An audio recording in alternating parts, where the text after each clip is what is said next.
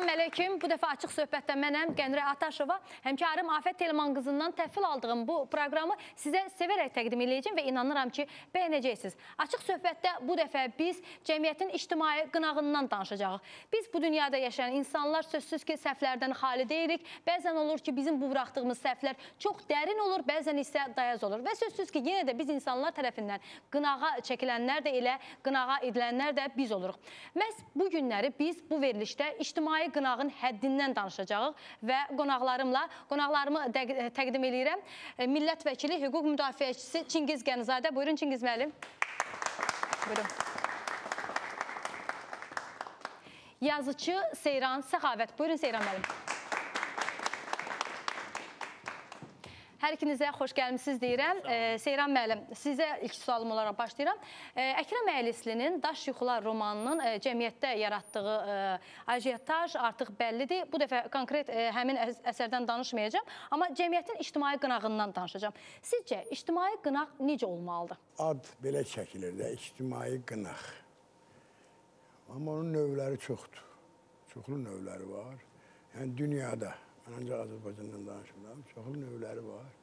Məsələn, Sovet vaxtı, Çingiz müəllimin də yadına gələr, biz Sovet uşağıyıq da, həm də. Zəhmətkeşlər Sovet vaxtı üzü yuxarı məktub yazırdı ki, məsələn, filan kəsi biz qınayırıq, nə bilim, bəyənmirik, tədbir görün. Buna deyirdilər təşkil olunmuş qınaq. Ümumiyyətlə, elə şeylər var ki, tutaq ki, nəsə bir firmanı təşkil eləmək olar. Amma belə qınaq həm də mənəviyyatla sırf bağlı olan şeylərdir. Qınağı təşkil eləmək artıq özü zədəli bir qınaqdır. Yəni, mən dünya miqyasında götürürəm.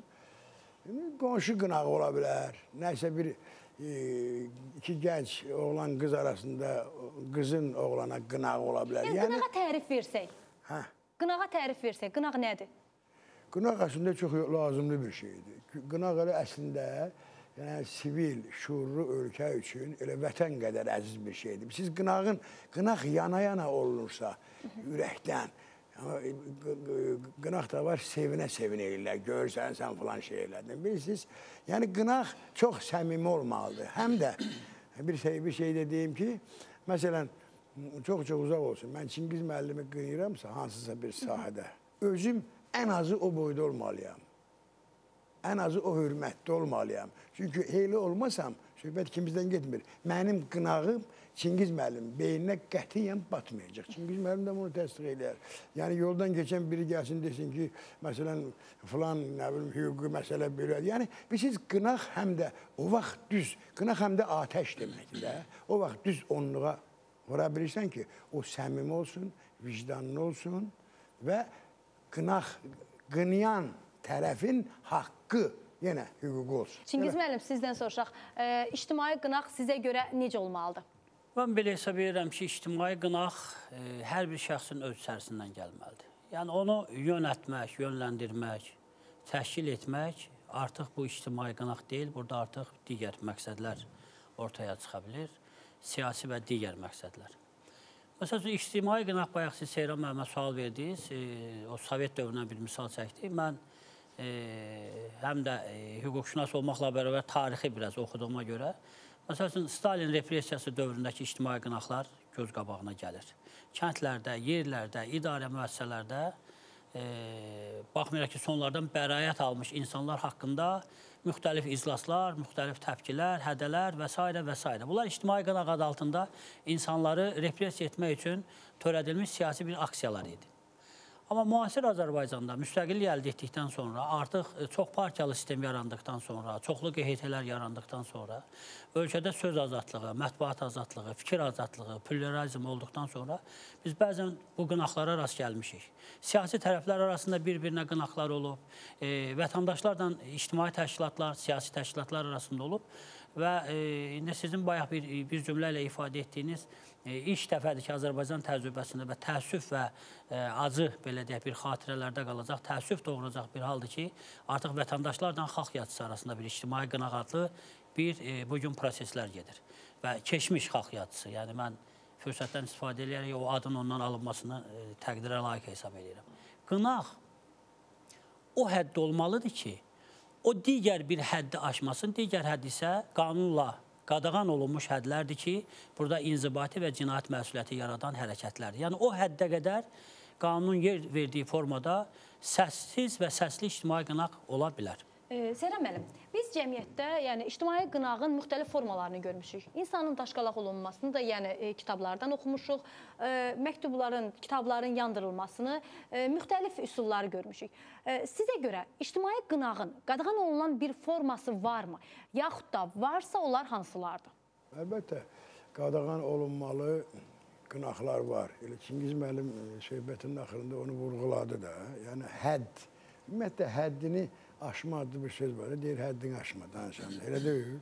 Ümumiyyətlə, nəinki ictimai qınağın? Ümumiyyətlə, hər şeyin həddi olmalıdır. Hər şeyin həddi olmalıdır.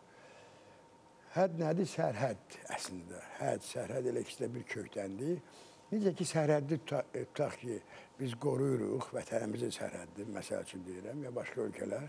Bax, o qınağın da sərhəddi ondan daha müqəddəs və daha yuxarı olmalıdır. Biz kimisə qınayanda mütləq fikirləşməliyik ki, qabağımızdakı insandır, yəni yaddan çıxar. Amma necə lazımdır qınamaq da olar?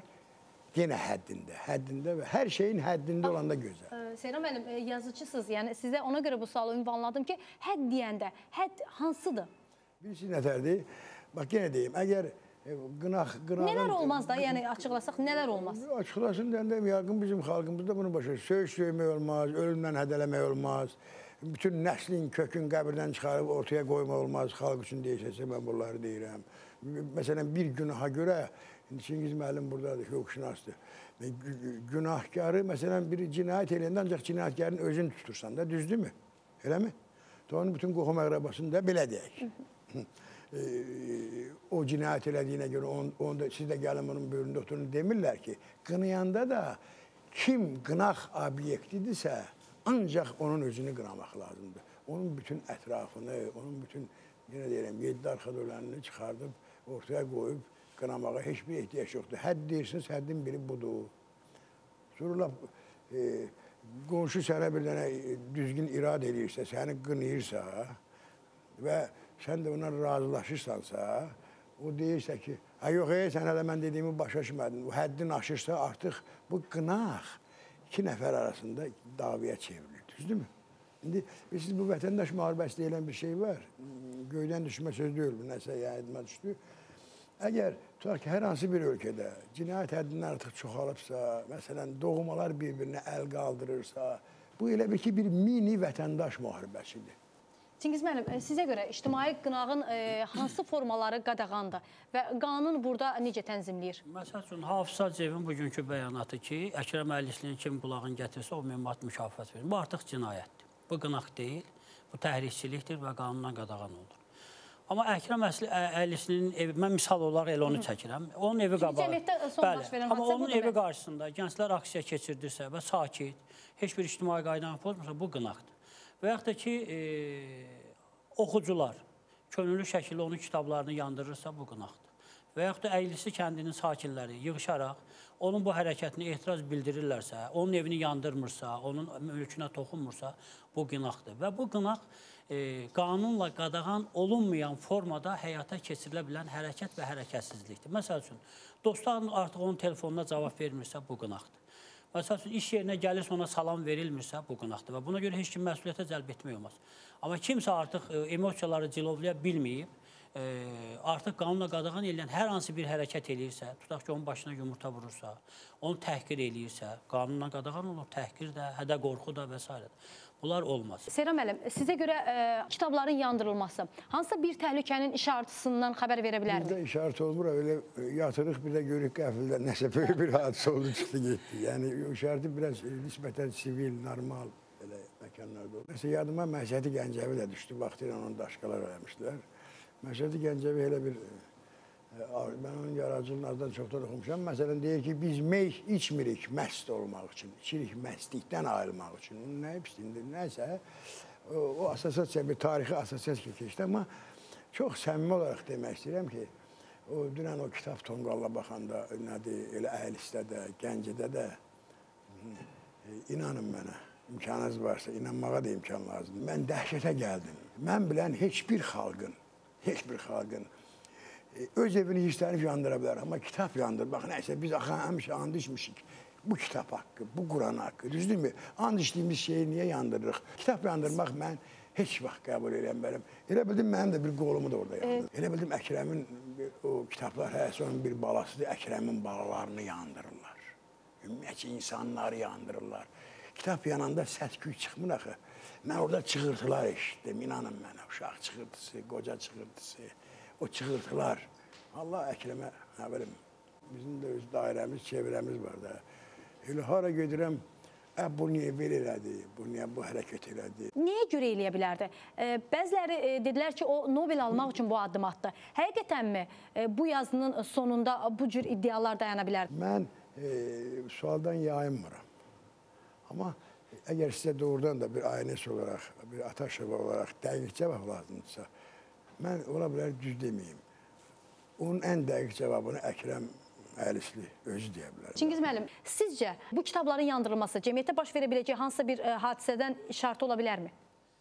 Qətiyyən, Seyran müəllimin o fikirlərinə hörmətlə yanaşıram. Çünki Seyran müəllim də yazardı və onların hər bir əsəri bir övlad da onlar üçün. Təbii ki, onu sevə-sevə, əzliyə-əzliyə ərsəyə gətiriblər, sonra da qorumağa çalışırlar. Amma bu halda çox təəssüf ki, Əkrəm Əylisli bu övladlarını qoruyub saxlaya bilmədi. Çünki son onun o 3 əsəri və onlardan hələlik biri müzakirə predmeti idi. Bu ona o qədər nifrət yaratdı ki, xalq tərəfindən, xalq onun digər əsərlərində oxumaq istəmədi və bunu yandırdısa, burada xalqın heç bir günahı ola bilməz. Vətəndaşların, yəni söhbət ayrı-ayrı vətəndaşlardan gedir. Amma hər hansı bir təhlükədən söhbət getdiyini deyirsə, mən inanmıram ki, Azərbaycanda Əkrəm Əylisli ilə bağlı bundan da acı ola biləcək hansısa bir hərəkətlər olsun. Çünki bu Əkrəm Əylislinin gözü ilə Azərbaycan xalqına baxsam, bunu gözləyə bilər. Amma çox təəssüf ki, Azərbaycan xalqı tamamilə başqa bir formada var və bunu hamı bilir və dünya da bilir ki, biz yəni qatil, qansən, əziləni, yazığı əzən bir xalq deyilik və biz olduqca humanist və məsələlərə belə deyək, dünyəvi bir gözlə baxmağa çalışan bir xalqı. Bu baxımdan Əkrəm Əylisliyə hər hansı bir xəta olacağını ağlıma gətirmirəm.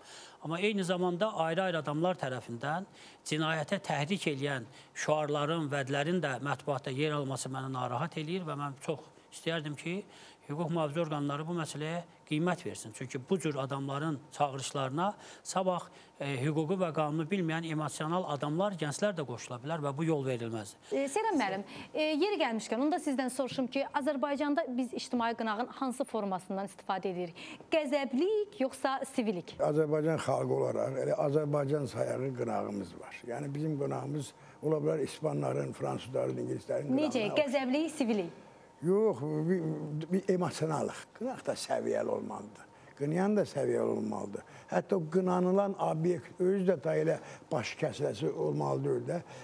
Hətta orada bir xilas eləmə nüansı da olmalıdır ki, o qınadığımızı bir xilas eləyək. Yoxsa elə məhv eləmək, onsuz da belə olmaz. Seyran müəllim dedi ki, Azərbaycandakı ictimai qınaq daha çox emosionaldır. Siz necə düşünürsünüz? Emosionallıq yoxsa sivillik? Ümumiyyətlə, biz bir millət olaraq emosional millətik və bu bizim genimizdədir. Bunu biz inkar eləsək də mümkün deyil. Və təbii ki, bizim aksiyalarımız da hansısa bir xristiyan dövlətindəyək, hansısa bir belə Avropanın hansısa bir dövlətində olan aksiyalardan azacıq da olsa fərqlənəcək. Çünki biz daxilən və bu bizim genimizdə, min illərdir qanımızdan gəlib, biz emosional bir xalqıq və bu baxımdan ola bilər ki, İngilis 2 dəfə qışqırıb 1 saat sakit durursa, biz 10 dəfə qışqırıb yarım saat sakit durur. Amma bu yenə də deyirəm ki, bu həddi aşmamalı və digər qanunla qadağan olunan həddə gətirib çıxardıb artıq digər məsuliyyəti yaratmamalıdır. Reklamlara ayırırıq, az sonra birlikdə olacağıq.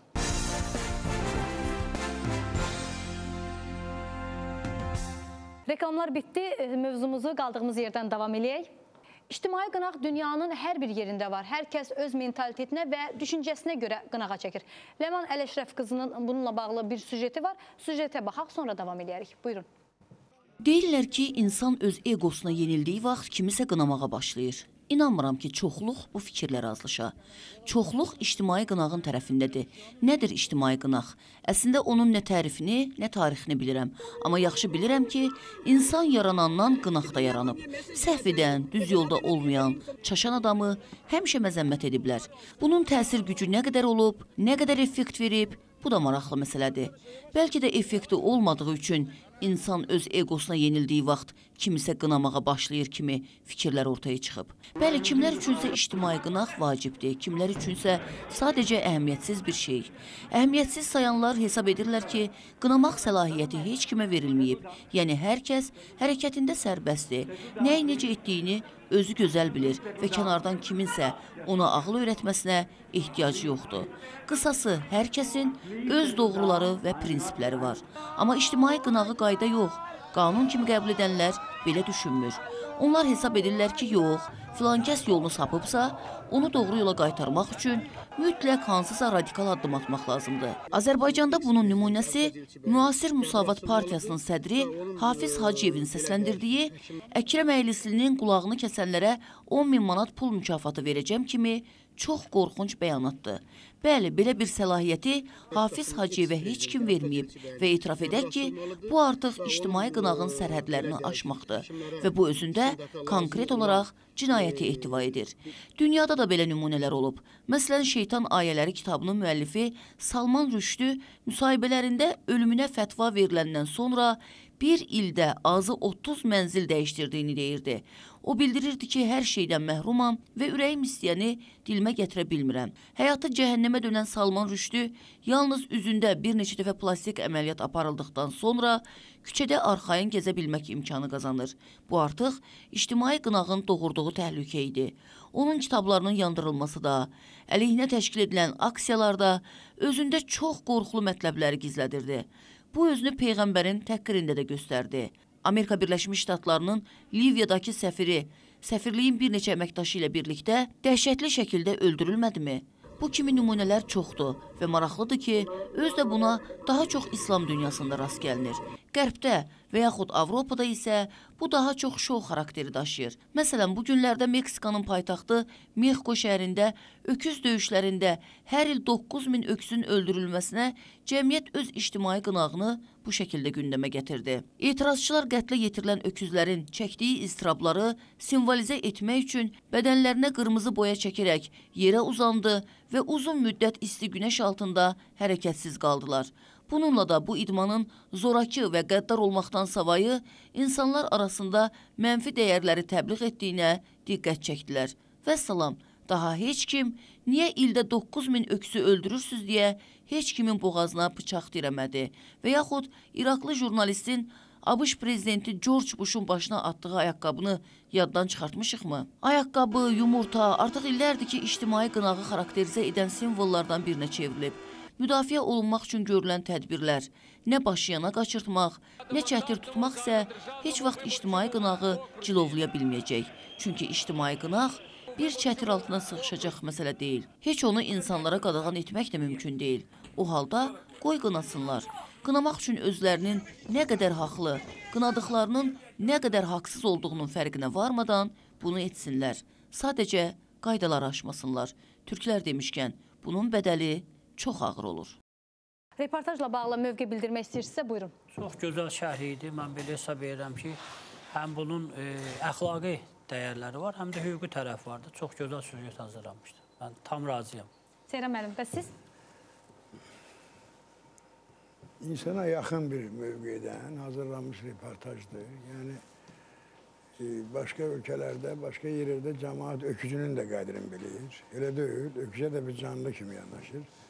Şimdi burada bir məktəbdir, nümunədir. Bizim Parisdə mən olmuşam orada 3 milyon hələ qeydiyyatdan keçmiş it var.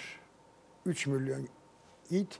Bu da bizim qonşu Ermənistanın əhalisinə bərabər bir deməli şeydir. Necə davranış, onların hüququnu müdafiə falan. Yəni, onların hüquqları pozulanda da qınayırlar. Cengiz müəllim, ictimai qınaq təbii prosesdir, yoxsa idarə olunur? Təbii idarə etmək olur. Bunu cəmiyyətin hansısa bir üzvü, hansısa bir qüvvə ortaya ata bilər və insanları bu məsələyə münasibətini bildirməyə çağıra bilər və eyni zamanda bu məsələyə münasibət bildirərkən keçirəcəyi aksiyaya dəvət edə bilər.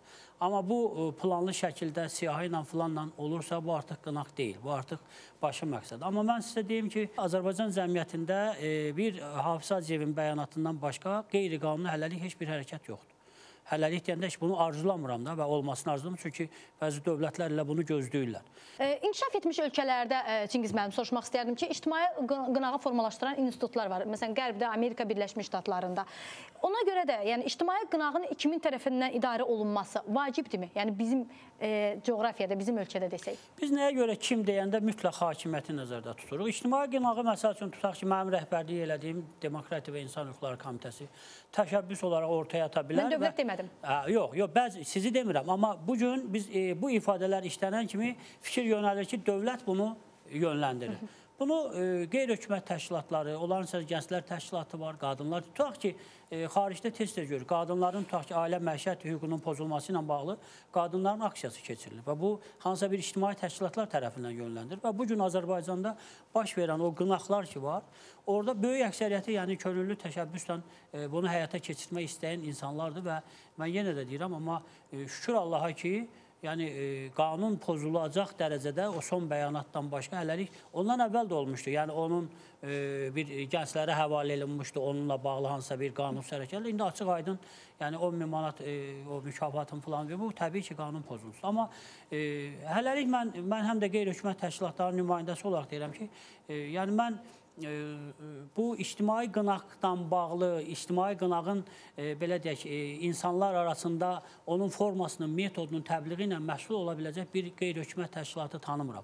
Amma görünür bu artıq cəmiyyətdə bir boşluq idi və inanıram ki, sabah hansısa bir özünə güvənən bir Azərbaycan vətəndaşı belə bir QHT-lərin yaranması, institutların yaranması təşəbbüsündə olacaq və bu çox normal haldır. Çünki cəmiyyətdə fikir ayrılığı varsa, müxtəliflik varsa, iqtidar müxalifət münasibətləri varsa, bu bütün dünyada var və mütləq tərəflərin bir-birinin qəbul etmədiyi məqamlar və yaxud da ki, səhv addımların atılması müşahidə olunacaqsa, bu qınaq hədəfi olacaqdır. İctimai nəzarət son 20 ildə Azərbaycan həyatına daxil olub, ictimai nəzarətdən söhbət gedir. Biz elə ictimai iştirakçılıq haqqında qanun layihəsini artıq müzakirəyə çıxardırıq ki, hər bir sahədə ictimai nəzarət olsun və bu nəzarətdən doğan ictimai qınaqlar da olacaq.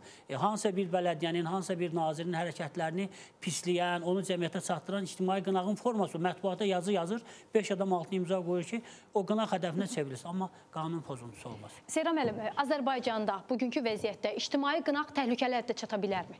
Çatar. Necə çatar? Çatar. Çingiz müəllim dedi, məsələn, dururlar qapının ağzında gələndə Bakılar demişlər, yortarlar, elə deyil. Bu təhlükədir, bundan yuxarı təhlükə var. Ona görə də ayıq olmaq lazımdır. Xüsusilə Çingiz müəllimin dediyi o bəyanatda mənim xəbərim yoxdur. Yəni, hər şey nəzarətdən asıldı. Yenə o həddini aşmayan... Yəni, deyirsiz ki, nəzarətdən çıxmamalıdır. Yox, təbii ki, çıxmamalıdır. Hər şey nəzarətdə olmalıdır. Belə o pis mənada adamı sıxa-sıxa yox, bir toplumu, bir təbəqəni sıxa-sıxa yox, sevə-sevə nəzarətdə olmağa gözəldir əlbəttə. Çünki bu xalqdır, bunun içində hər cür adamı var. O nəzarəti kim etməlidir? Təbii hüquq mühafizə orqanları, dövlət bu nəzarət eləməlidir. Çünki bəlkə də Azərbaycan cəmiyyəti tərəfindən deyil, İrandan, Turandan, Rusiyadan, oradan, buradan kimsə, hansı bir siyasi qüvvələr maraqlı olar ki, bu xoşagəlməz bir hadisəni törətsinlər və bu Azərbaycan cəmiyyətində ictimai-siyasi proseslərin belə deyək, gərginləşməsinə, Azərbaycan digər dövlətlər arası münasibətlərin gərginləşməsinə gətirib çıxır və bunun arxasında siyasi maraqlar dura bilər. O baxımdan dövlət təbii ki, o nə qədər ki, hələ Azərbaycandadır, ailəsi də buradadır, özü də və nə qədər olacaq, onun öz arzusu ilə olacaq, təbii yaşamaq hüququnu almırlar. Onun təhlükəsizliyi ilə bağlı problemlər varsa, dövlət bunu öz öhdəsinə götürür. Yəni, söhbət qınanılan kəsdən gedir də, yəni biz konkret fərdlərlə dayanmırıq, ümumiyyətlə ictimai qınaqdan da. Hər hansı bir fərd olsun ictimai. Yeri gəlmişkən, ictimai qınağı kütləvi etirazlardan ayıran qırmızı xətt harda keçir?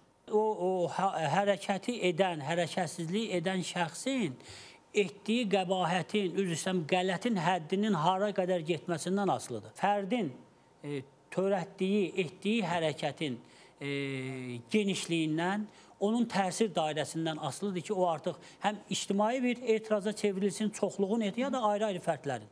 Məsələn, bir qeyri-hökumət təşkilatı hansısa bir tədbirdə Azərbaycan maraqlarına uyğun olmayan fikir bildirdikdə, mən ona mətbuat vasitəsilə cavab verirəmsə, 2 dənə də mənim kimi QHTS münasibət bu ictimai qınaqdır.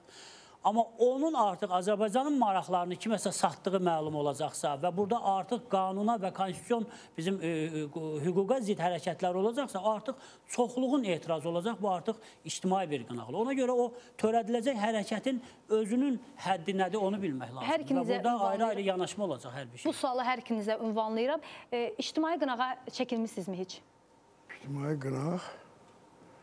Yox, yadıma gəlmir. Ancaq elə balaca vaxtından evdə atanın, ananın o sevə-sevə elədiyi qınaqlar, sonra böyük yatça qohma əminin, dayının, belə... Ailə qınaqları olub? İctimai qınaq yox. Çingiz müəllim, bəs siz necə? Mən belə hesab edirəm, özünə, şəxsiyyətinə, ailəsinə, övladlarına hörmət edən hər bir kəsi və təbii ki, dövlətini, xalqını sevən hər bir kəsi Allah belə bəladan qorusun. Hər addımızda duruşumuz, oturuşumuz, davranışımız, özümüzün və ətrafımızın, qohumlarımızın, əqrəbələrimizin hamısı bizdən bağlısa, o mənada bizdən ki, biz cəmiyyətdə, ictimai-siyasi həyatda varıqsa və daha çox tanınırıqsa və diqqəti cəlb edirsə, biz özümüz bunun təhlükəsini ilk öncə tədbirini görməliyik ki, Allah bizi belə problemlərdən qorusun. Amin. Bu sualı yenə də hər ikinizə ünvanlayıram. İnsan bir cinayət törədirsə, o cinayətin törətdiyi əmələ görə cəzasını alır qanunlar. Amma ictimai qınaq elədir ki, hər kəs səhvdən xali deyil, kimsə səhv edə bilər. Bax, səhv edilən kəsin, yəni işdən çıxarsınlar, müxtəlif üsullarla onu tənqid etsinlər, etirazlar keçirilsin. Hansı halda bu dayanmalıdır? Yəni, cəmiyyətdə nə baş verməlidir ki, bu arxa plana keçsin? Deməli, belədir də. Siz dediniz ki, bir adam bir cinayət eləyir, 5 il işi var. Gedir cəzasını çəkir, qutardı gəldi. Bunda heç kəsə bir borcu yoxdur. Yəni, amma ictimai qınaq belə şeydir ki, o 5 il cəza çəkmək daha yaxşıdır. Bu ictimai qınağın ömrü çox uzun olacaq. İctimai qınaq deyirsən, bu prokuror, dövlət ittihamçısı, vəkil, nə bilim, məhkəmə, adama deyirlər, cəza, nədir, günah eləmişəm, cəzamı çəkdim, başqa sözüm var, yox. Amma bu ictimai qınaq hələ çox uzanacaq, çox uzanacaq. Onun artıq müddəti yox. Qınaq var ki, bir də buradan oracandır. Qınaq var 2 santimetr deyil heç. Amma qınaq var, bəlkə də 1000 il gedər. Amma onlar burada qınağına bağlı bir də. Ümumiyyətlə, biz nədədir? Biz bir cəmiyyət olaraq, son vaxtlar bu 2 ayda Azərbaycanda xeyli haqqı səhvlər olub da, elə deyil. Gör ki, bizim hələ qınaq eləməyəcə, qınaq kimisə qınamağa da gücümüz çatmır. Mənim fikrimdir. Bu bir cəmiyyət olaraq. Yəni, ta ki, bir Əkrəm Əhlisini qınamaq yox, paralel nə qədər işlər olub. Mən heç kəsi burada hallandırmaq istəmirəm. Uşaq da bilir, böyük də. Yəni, biz gör ki, hələlik bizim yalnız bir qrafiklə, o avtobus marşrutu olurlar, bir marşrutla qınaq eləməyə cəmiyyət olaraq gücümüz çatır. Yəni, paralel olaraq qınanmalı xeyli şeylər var. Mən özüm, məsələn, televiziyada bir aparıcı Azərbaycanca danışa bilməyəndə, deyəndə ki, Messi futbolist yerə yıxıldı. Fikirləşirəm ki, bu haranı qutarıb. Bu qınıyıram, bu da fərdi belə bir telepatiya səviyyəsində olan qınaq ki, necə yəni Messi yerə yıxıldı? Messi göyə də yıxıla bilər. Axı yerin cazibə qüvvəsi var. Elə deyil, bu yerə yıxılmalıdır. Bu səviyyədə Azərbaycan dili mən hər gün bütün televiziyada hansına baxıram, qınıyıram. Bu da bir qınaq növüdür. Yəni, bizdə yetərincə paralel qınalılmalı, elə ta ki, korrupsiya ilə bağlı qınaqlar var, düzdür. Son videolarla bağlı qınaqlar var. Bizi bir görükür, mən belə çox səmimi istəyərəkdən deyirəm, görükür, məsələn, buradan buracağın seyranı qınırıq, nəfəsimiz kəsildi. İndi buradan, bu qınaq həmişə getməlidir. Qınaq əbədi bir münasibətdir. O da Çingiz müəllim çox düz dedi, o qınağın həcmindən, yox, qınanılanın günahının həcmindən, səhvinin həcmindən asılıdır. Bir uşağı da qınırıq, tutaq ki, böyük bir adamı da. Çingiz müəllim düz dedi, baxır həcminə, o qırmızı xət məsələsini düz dedi. Yəni, mən bir cəza işlətdim, yəni bir addım atdım, səhv addım atdım. Məni hara qədər qınamaq olar və cəmiyyətdə hansı hadisə baş verməlidir ki, o bir növ arxa plana keçsin? Bunu Mirzə Cəlil Çingiz buyur. Mirzə Cəlil Məmmədquluzadə bunun cavabını verir. Elə olar Çingizlə razılaşaq, o kişinin adına bağlayaq, sən də bu sualın cavabı al və rahatlaş da. Elə deyil. Mirzə Cəlil deyir ki, əsl bura aiddir. Bitmiş bir fikri ifadə edən bir və ya bir neçə sözü birləşməsində cümlə deyir. Eləmi? Deyir, hə. Deyir, onda mən bir cümlə deyəcəm. Gör, burada nöqtə qoymaq olar. Deyir, buyur. Deyir, bir müsəlman vurdu, o bir müsəlmanı öldürdü. Burada nöqtə qoymaq olar. Deyir, yo. Qoyun da qohumları vursun. Bunu öldürəndən sonra nöqtə qoyarsın. Bax, bu sizin sualınızın əsl mən bilən cavabı mən bunu hesab edirəm. Mən Çingiz müəllim həm də hüquqşünasdır. Cəmiyyətdəki qınaq bir fərdin, əvvəla bir fərdin hərəkətinə görə ancaq özü qınaq obyekti ola bilər. Yəni, başqalarını və s. bura qatmaq düzgün deyil. Amma bir fərdin hərəkətinə görə bəzən onun yaxınları da əzab çəkir və bəzən də çox haqlı olaraq istefa da verib iş yerlərindən də kənarlaşa bilər. Necə ki, Almaniyanın Xarici İşlər Nazirliyi. Yeri gəlmişkən, Almaniyanın təhsil naziri bu günlərdə istefa verdi və istefasının da səbəbi bəlli idi. Onun 30 il əvvəl yazdığı bir əsərdə plagiatlıq etdiyi iddia olundu. Düsseldorf Universiteti onun əlinə aldığı bütün elmi dərəcələri geri aldı. Almaniyanın təhsil naziri isə nə etdi? İstefa verdi və öz haqqını adi bir Alman vətəndaşı kimi məhkəmədə axtarmağa qərar verdi. Yəni, bu tək Azərbaycanda deyil, dünyada da, yəni hansısa titullardan imtina etdirmə və etmə var. Bu hallar da ola bilər. Amma o qınaq bir müddət olmalı və dayanmalıdır. Sonra bu qınaqlar kimliyindən asılı olmayaraq artıq qəlblərdə, ürəklərdə kim nə qədər yaşada biləcəksə o qədər yaşatmalıdır. Bizimlə qalın, reklamlardan sonra mövzumu qaldığım yerdən davam elətdirəcəm.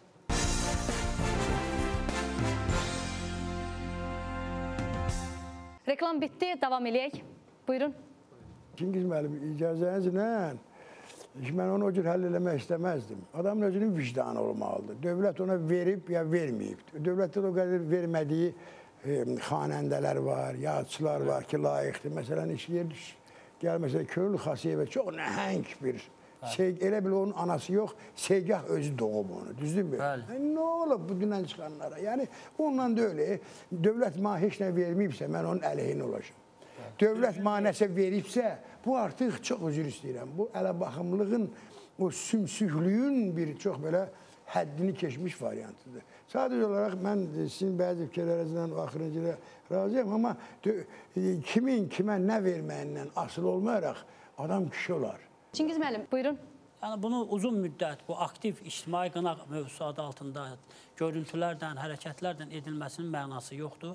Və belə hesab edirəm ki, əksinə bu nə qədər çox bu cür olacaqsa, elə bil ki, cəmiyyətdə o əks tərəfə, bu hadisəni törədən tərəfə münasibətdə biraz fərqlilik yaranacaq ki, artıq bu elə bir idarə olunur. Ona görə mən belə hesab edirəm ki, müəyyən bir kampaniya dövrü olur, dayanmalıdır və sonra hər kəs öz qəlbində o hadisəyə ürəyində qiymət verməlidir və 5 ildən sonra da o hadisəni törədən adamı xeyir yerində, şər yerində görürsə, əgər ürəyinin səsi ona tələb edirsə ki, ona salam verməlidir. Kimsə bağışlaya bilirsə, o bağışlaya bilər. Yəni, artıq bu idarə olunmamalıdır. Kampaniya xarakterli məsələlər bir müddət olub dayanmalıdır. Düzdür, çünki dünyada da artıq bu təcrübə var. Məsəl üçün, Peyğəmbərin karikaturası məsələsi ortaya atılandan sonra müsəlman dünyasında müxtəlif kütləvi etirazlara başladılar. Müxtəlif ölkələrdə, məsəl üçün, Liviyada, Amerika Birləşmiş Ştatlarının səfirliyinə hücum olundu. Ərəb ölkələrinə baş verdi. Amma NATO-nun hərbiçilərinə artıq hücumlar oldu və həmin hücumların birində, Hindistanda səhv etmirəmsə, insanlar bir-birini hətta öldürməyə məcbur qaldılar da. Yəni, artıq o həmin qınaqlar, o halat çatdı ki, kütləvi etirazlar baş verdi və artıq nəzarətdən çıxdı. Gərginləşən emosiyalar artıq əsas məsələ yaddan çıxır, bir-birlərinə qarşı ola bilirlər, bu həmişə olub. Çingiz müəllim, qınaq hədəfi olanı qorumaq kimin məsuliyyətindədir, kimin borcundadır? Qınaq hədəfi hansı dövlətin vətəndaşıdırsa, dövlət onu qorumağa borcludur. Siz? Çingiz müəllim məndən gözəl verir o işdə, düzdür. Dövlət qorumalıdır. Hansı ölkənin vətəndaşıdırsa, dövlət qorumalıdır ki, onun başından bir tük təşkil olmasın. Bəs qınaq təhlükəli həddə çatanda dövlət necə davranmalıdır? Onun təhlükəsizliyi ilə bağlı müəyyən addımlar atmalıdır. Nə edilməlidir? Ən azı Salman Rüşdü kimi bir 30 mənzil dəyişməsə də, müəyyən tədbirlər görülə bilər və bu tədbirlər də məxfi xarakter daşımalıdır. Ona görə mən belə hesab edirəm ki, bizim hüquq mühafizə orqanları olduqca professionaldılar və bu məsələlərdə onlar yəni nə etmək olduğunu çox yaxşı bilirlər və inanıram ki, Azərbaycanda heç bir Azərbaycan vətəndaşı bu emosiyalar çərçivəsində kimsə qınaq obyektinə çevirdikdən sonra ona qanunazidd hansısa bir hərəkətləri etməyə cəsarət etsin. Çünki o addım ata bilər, cəsarətli insanlarımız çoxdur, amma o addım artıq Azərbaycanın imacinə xələl gətirə bilər. O baxımdan dövlət və dövlətçilik baxımından və xalqımızın da humanistliyi, xalqımızın bəzi adamların əsərlərində olduğu kimi mənfi obrazlı şəxslər olmadığını göstərmək üçün biz olduqca təmkinli olmalıyıq və dövlət də onun hələlik təhlükəsizliyini təmin etməlidir. Sizin fikirlərinizi almaq istəyirəm. Siz necə düşünürsünüz? Ümumiyyətlə, bütün bu məsələlər qanunla tənzimlənməlidir, qınaqda? Təbii. Dövlət tərəfindən tənzimlənməlidir, dövlət tədbir görməlidir. Yəni, sivil ölkələrdə necə eləyirlərsə, elə eləməlidir. Təcrübə böyükdür, düzdürmü? Təcrübə əsaslanır. Auditoriyanın sualları.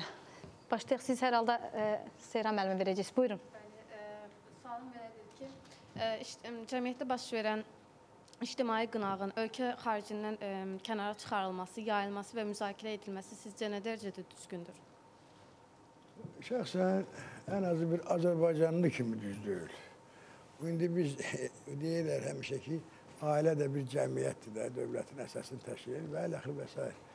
Söz evin içində qalsa daha yaxşıdır. Yəni, laf bir, tutaq ki, bir ər-arvad yola getmir, cavanlar məsələn. Bu içəridə qalsa yaxşıdır. Çünki artıq o biraz qırağa çıxan da, biraz oğlan tərəf artıq xaric sayılır da. Şimdi dediyiniz kimi, qız tərəf də xaric sayılır. Artıq müzakirələr başlayır, müzakirələr. Və biz də əsasən elə həmişə bir xalq olaraq mən deyirəm, istədiyimdən deyirəm. Müzakirələrdə həmişə uduzmuş adamlarıq biz. Müzakirə nə qədir? Ona görə də bax, mentalitetimizdə var. Görsən bir 20-30 nəfər iki ailə müzakirə edir, bir ağsaqqal gəlir, hökmlü də. Yəni, indiki ağsaqqal yox. Söz sahibi olan, söz sahibi olan. Məsələn, indi çox üzr istəyirəm, kimin çox pulu varsa, kim çox, nə bilim, vəziyyətə nəzarət eləyə bilirsə, ağsaqqal indi ona deyirlər, yuxarı başlı keçirdilər. Gedən kimi də dalıncan danışırlar ki, bu avaranın biridir. Amma ağsaqqal gəlir, bir də yumruğun belə qoyur ki, qutarım o məsələni. Qanı barışdıran ağsaqqallar. Qan, düz deyil. Qan davasını yəni deyirsiniz ki, bu qınaqda ölkədən kənara çıxmamalıdır. Çıxmasa yaxşı. Bu, axı baş ucalığı gətirən şey deyil, düzdür Çingiz müəllim. Əlbəttə. Amma yəni biraz, qızım düz deyirsən sən, qırağa çıxmasa yaxşıdır, biabırçılıqdır. Sən də gələcəkdə Allah qoysa, harasa yığışanda, böyüyəndə. Çalış ki, sənin sözün, söhbətin qırağa çıxmasın. Çünki müzakirə eləcəklər, aləm qarşıcaq. Sualım Çingiz müəllimədir. Xalq arasında olunan ictimai qınaqlar biz gənclər üçün hansı müsbət və mənfi nəticəyə gətirib çıxarıla bilər? Bu bizim üçün nə qədər riskli və yaxud da ki, əksinə yaxşı bir haldır? Təşəkkür edirəm, buyurun. Çox sağ olun sualınıza görə. Mən belə hesab edirəm ki, ictimai qınaq əndazəni aşmırsa və bu çox normal və müasir gənclər bundan özü üçün bir örnək götürməlidirlər. Əslində o müzakirə olunmalıdır. Əvvəla ictimai qınağın predmeti nədir və buna səbəb nədir və ictimai qınağı eləyənlər kimlərdir və qınağın məruz qalan şəxs kimdir? Bu məhz bir mövzudur və günlərlə, bəzən də aylarla gənclər arasında müzakirə predmeti ola bilər ki, hansı hərəkətlər xalqda hiddət oyada bilər, fərdlərdə hiddət oyada bilər və gələcəkdə bundan çəkinmək lazımdır və yaxud da ki, onun yazısı həqiqətdirsə, bu tərəfi qınamaq olar ki, emosiyalara qapılıb bu cür qavrayırlar və bu cür yanaşırlar. Ona görə mən belə hesab edirəm ki, baş verən hər bir hadisəni olduqca obyektiv gənclər araşdırmalı və özü üçün düzgün nəticə çıxartmağı bacarmalıdır. Seyran müəllim, dünya görmüş bir yazarsınız. Bu günə qədər elə bir şey olubmu ki, yəni qınaq nəyisə dəyişsin? Görmüsünüzmü belə bir şey? O qədər görmüşəm ki. Məsəl üçün? Kəndimizdə görmüşəm, sonra rayonda ən çox kənddə görmüşəm. Ən çox kəndimizdə, mən kənd uşağıyam. Sonra gəldim rayonumuzda gördüm, amma rayonda kəndə baxanda biraz azdır. O dediyiniz, istədiyimiz şey. Sonra gəldim paytaxta, burada gördüm, mənim belə azala-azala gedir. Görmüşəm, o qədər görmüşəm. Bir kəlmə sözlə qanda yatıb, dağılmaqda olan ailədə qayıdıb özləyirəm, çox görmüşəm. Çingiz müəllim, bəs hüquqi baxımdan necə? Siz görmüşsünüz ki, qınaq cəmiyyətdə nəyəsə dəyişib? Təbii, təbii. O adicə bir şeyi deyim, tutaq ki, ailə özü bir dövlətdir, bir cəmiyyətdir. Ailədə tutaq ki, ailənin bir üzvü sərxoşluğa daha çox meyillidir, ailəsini diqqətdən kənarda qoyur və avara bir həyat tərzi keçirdir.